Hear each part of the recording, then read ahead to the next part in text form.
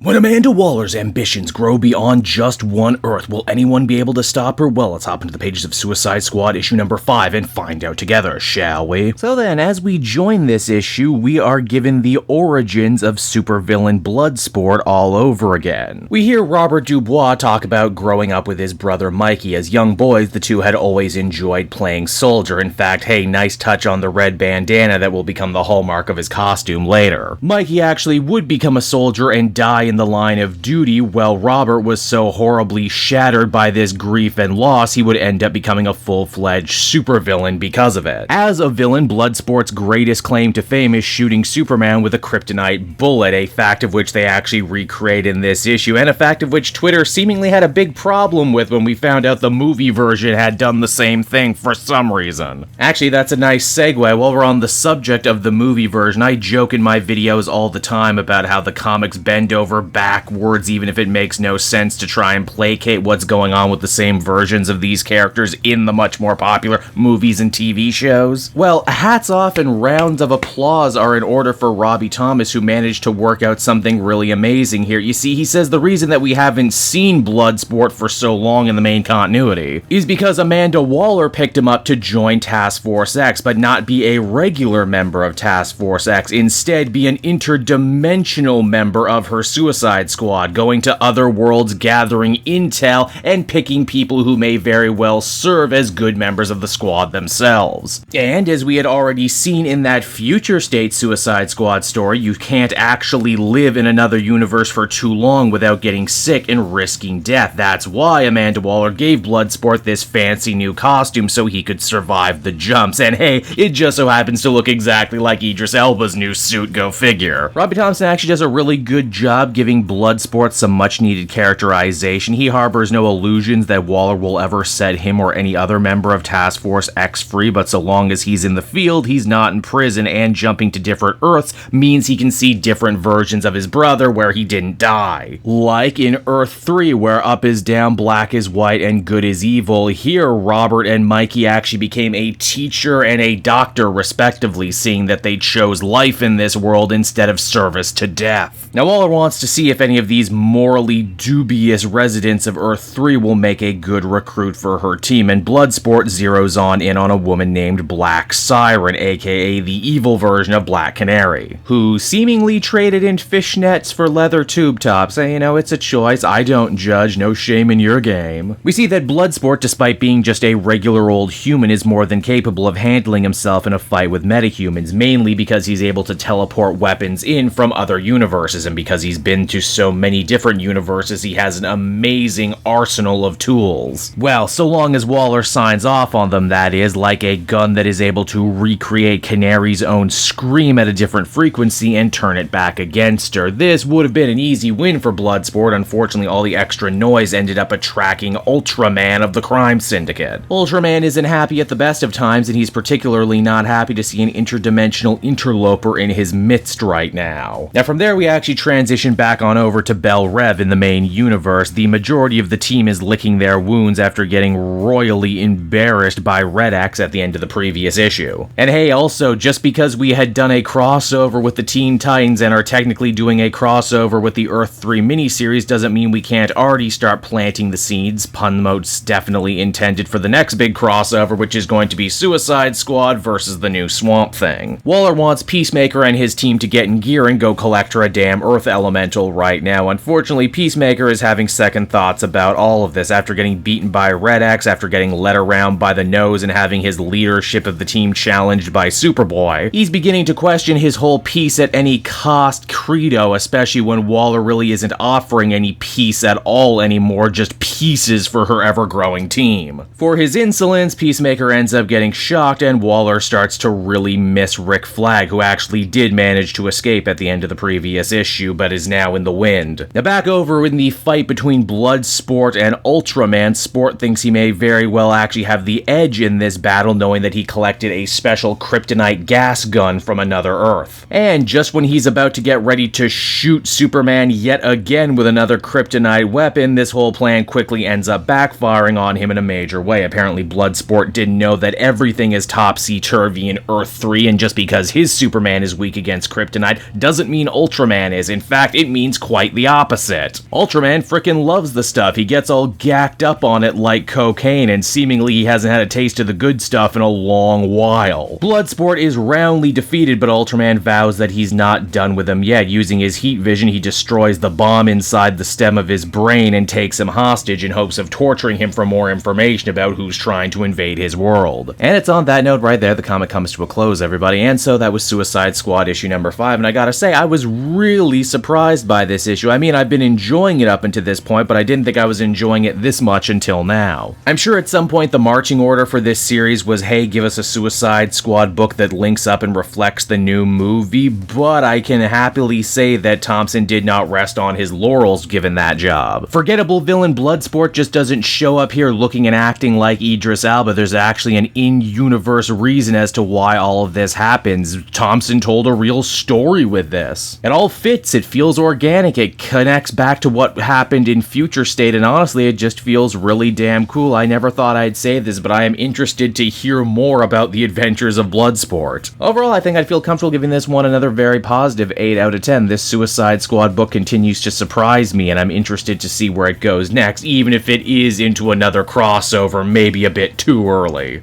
Hey there everyone, it's your old pal Cape Joel again, thanking you so much for watching to the end of the video. I hope you enjoyed it, and if you did, why not check out my Amazon link down in the description. Yes, that's right, the Cape Joel channel officially has its own Amazon storefront now. You can pick up a comic or anything else for that matter, and if you did, you'd really be helping me in the channel. So with that out of the way everyone, I will see you again next time. Bye-bye.